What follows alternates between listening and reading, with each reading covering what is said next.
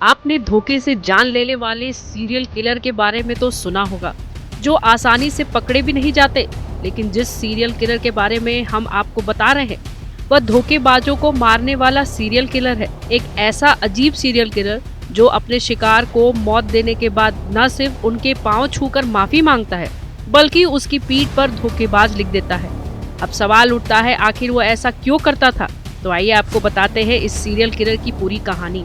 उस serial killer का नाम है रामस्वरूप, जिसकी उम्र 33 साल की है। पुलिस के हाथ लगी उसकी एक तस्वीर में सिर्फ उसका चेहरा है, लेकिन रूपरेखा किसी महिला जैसा है। दरअसल दिन का रामस्वरूप पुरुष दिखता है और रात का रामस्वरूप महिला दिखती है। उसकी ये तस्वीर पंजाब पुलिस की तरफ से जारी स्केच की है, जिसने रामस्वरूप की न सिर्फ इस दोहरी जिंदगी और दोहरे कैरेक्टर का पर्दाफाश किया, बल्कि ऐसा खुलासा किया जिसके आगे बाकी सीरियल किलर की कहानी तक छोटी हो जाती है। कैमरे पर अपना जुर्म कबूल करने वाला रामस्वरूप अब तक 11 कत्ल की बात तो अपने मुंह से कबूल कर चुका है, लेकिन फिर इसके आगे वो खुद ही कहता है कि उसकी याददाश्त कमजोर है, बाकी के कत्ल याद नहीं। मतलब ये कि वह भुलक्कड़ सीरियल किलर है, जिसे लाशों की गिनती तो याद नहीं, लेकिन कमाल ये है कि हर लाश के साथ ये दो चीजें करना कभी नहीं भूलता। एक कत्ल करने के बाद मरने वाले की पीठ पर धोखेबाज लिखना, और दूसरा जिसका भी कत्ल करता है उनके दोनों पैर हाथों से पकड़कर उससे माफी मांगता है। अब सवाल ये है, वो ऐसा क्यों करता था?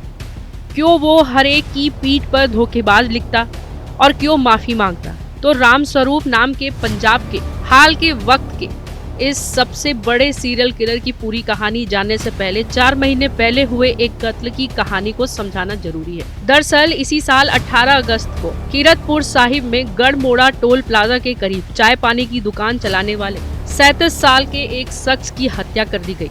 कातिल कत्ल के बाद मकतूल का मोबाइल फोन भी अपने साथ ले गया। बाद में इसी मोबाइल के सहारे पुलिस एक शख्स तक पहुंची। तब पता चला कि ये मोबाइल उसे किसी और शख्स ने बेचा था। उसी शख्स के बताए हुलिये की बिना पर पंजाब पुलिस ने स्केच बनाए। दरअसल चश्मदीन ने बताया था कि फोन बेचने वाला था तो आदमी, लेकिन साज श्रृंगार बिल्कुल महिला जैसा रखा था। इसी स्केच की बिना पर आखिरकार पुलिस रामस्वरूप तक पहुंची और उसे गिरफ्तार कर लिया। पंजाब पुलिस को लगा कि उसने एक कत्ल का केस सुलझा लिया, लेकिन फिर जैसे ही रामस्वरूप ने धीरे धीरे अपना मुंह खोलना शुरू किया, पंजाब का सबसे नया सीरियल किलर उनके सामने खड़ा था। अब सवाल था कि रामस्वरूप एक सीरियल किलर कैसे बना? रात होती ही वह महिला के भेष में क्यों आ जाता है? उसके हाथों मरने वाले कौन लोग थे? तो कहानी यूं है कि रामस्वरूप समलैंगिक था और इसके साथ साथ एक तरह से वो एक सेक्स वर्कर भी था। इसलिए वह अमूमन रात को महिलाओं की तरह श्रृंगार कर बाकायदा घूंघट में चेहरा ढककर सड़क पर ग्राहकों की तलाश में निकल पड़ता था।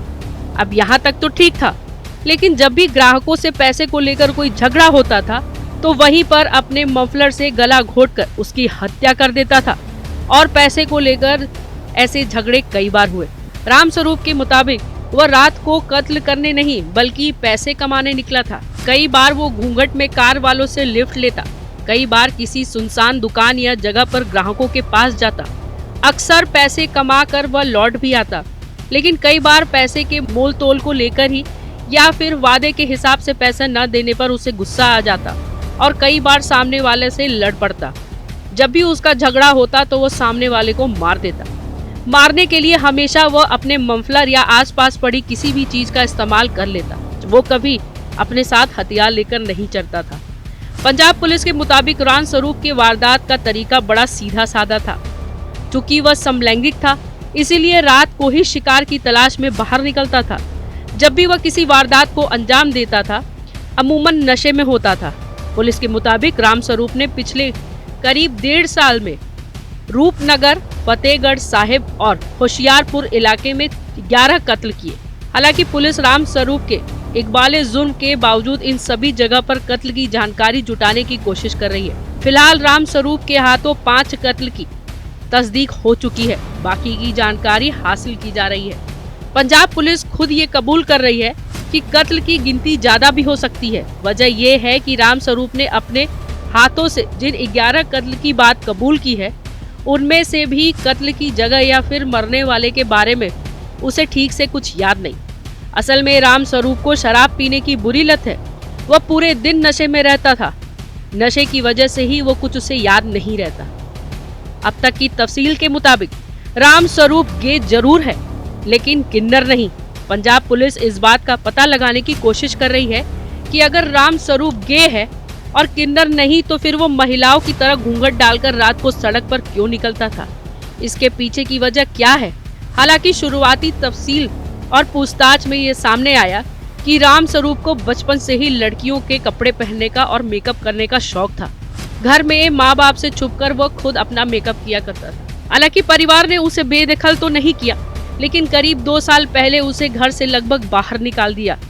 घर से निकलने के बाद ही राम स्वरूप एक समलैंगिक के तौर पर सेक्स वर्कर बन गया और इसके बाद पिछले 1.5 साल से उसका खूनी खेल शुरू हो गया। और भी ऐसे ही अपडेट के लिए जुड़े रहिए जनतंत्र टीवी के डिजिटल प्लेटफॉर्म के साथ। ब्यूरो रिपोर्ट, जनतंत्र टीवी।